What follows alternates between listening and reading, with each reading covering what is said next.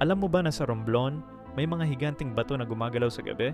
Si Mang Rico, foreman ng marble quarry sa Romblon, hindi naniniwala sa mga alamat hanggang sa nakita niya mismo. 3 buwan na nilang hinuhukay ang bagong site nang nagsimula ang mga kakaibang pangyayari. Unang araw nakita nila ang malaking excavator na durog na parang nilaro ng higante. Walang tunog na narinig ang mga guard. Pangalawang linggo natagpuan nila ang mga tools na nakabaon ng malalim sa solid marble. Imposibleng gawin ng tao. Pero ang pinaka nakakakaba, nakikita nila ang mga hugis tao na bato na naglalakad sa quarry tuwing shift change. Hindi sila nananakit pero may pattern. Sinisira lang nila ang mga equipment ng mga contractor na nag-i-export ng marble ng walang blessing ritual. Sabi ng mga matanda, mga guardian daw iyon na inilagay ng mga babaylan para protektahan ang sacred marble ng isla. Hindi nila gusto na sayangin o kunin ang bato ng walang paggalang. Hanggang ngayon tumutunog pa rin ang alarm sa quarry tuwing madaling araw. Pero walang sumasagot sa radyo ni Mang Rico.